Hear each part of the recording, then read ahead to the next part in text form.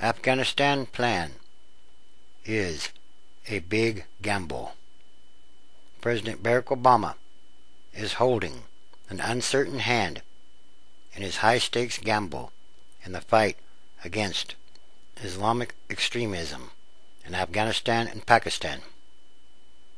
Weak partners in both countries, serious doubts about the speed of building up Afghan security forces, and allies reluctant to commit themselves wholeheartedly to the battle all raise questions about the strategy.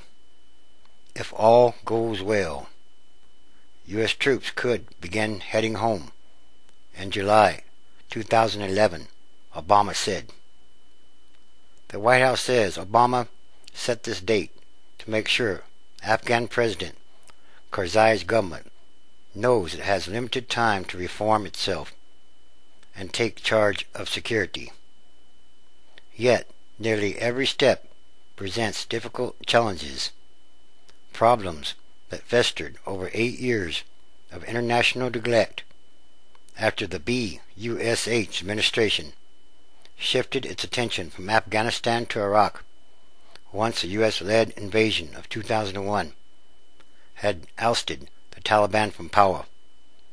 The threefold plan, unveiled Tuesday during a speech at the U.S. Military Academy at West Point, calls for sending 30,000 U.S. reinforcements to supposedly reverse the Taliban's momentum and build up Afghanistan's security forces within 18 months. An accelerated program to boost the notoriously weak and corrupt Afghan government. A partnership with Pakistan, where many al-Qaeda figures, including, if he's still alive, Osama bin Laden, are believed hiding. The NATO chief says America's European partners will contribute more than 5,000 new troops to the international force in Afghanistan, which currently consists of 70,000 U.S. troops and approximately 30,000 other NATO-led personnel. Nevertheless, most of the pledges have come in very small numbers. European powers like France praised Obama's speech, but remained silent on offering any new troops. So even with greater support, both Afghanistan and Pakistan are led by very weak governments that lack the political power to meet America's goals. Key to a quick exit are the Afghan army and police. Afghan officials themselves question whether 18 months is enough time for a complete handoff to security forces. Others say it could take at least 5 years to build up the Afghan forces, whose combat capabilities are reduced by a primitive system to keep units well supplied with food, fuel, and ammunition without NATO's help. There are differences within the U.S. leadership itself over how large a force Afghanistan needs. Current plans call for building up Afghan forces to 134,000 Army soldiers and 96,800 police by next October, which the U.S. will most likely have to pay for. The Afghan Army currently numbers approximately 95,000, with another 93,000 police.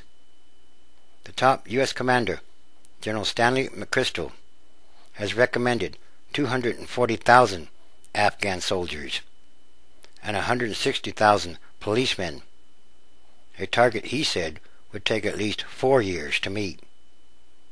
The White House has not embraced the higher numbers, in part because of concern about the huge costs.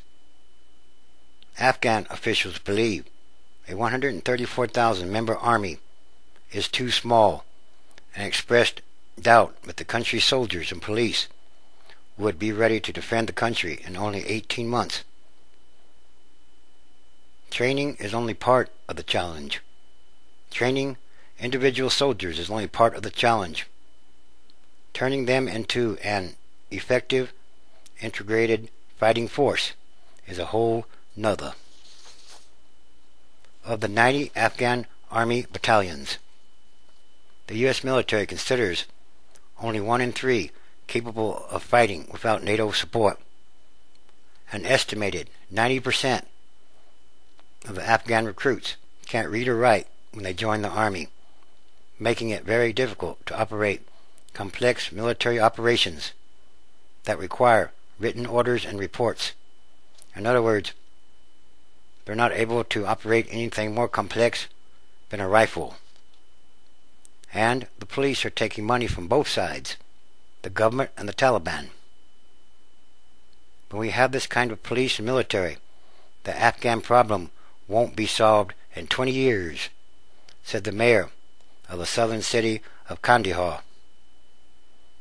Equally challenging is dealing with the governments of Afghanistan and Pakistan. Each is critical to success, and each presents unique and nearly intractable problems. With Afghanistan, the goal is to rid the government of corruption, which will not be easy, including links to drug trafficking, and to bolster its ability to deliver services to its citizens. A necessary step to win popular support.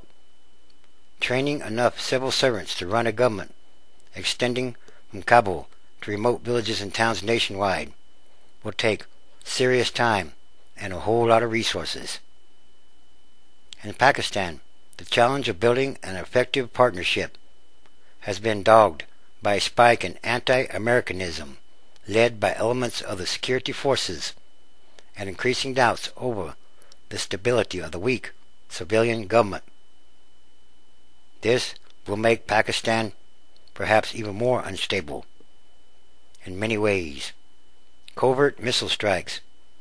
Since 2001, the U.S. has given the Pakistani army billions and billions of dollars to try to get it to fight Islamic militants along the Afghan border. Starting last year, the U.S. began a sustained program of covert missile strikes against militant targets close to the border.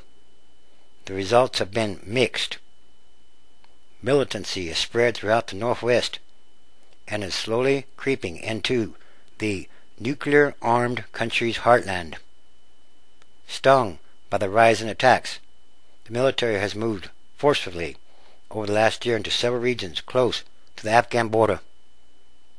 While the army has taken on the Pakistan Taliban, it has failed to go after Afghan Taliban leaders who base their operations in the lawless border region.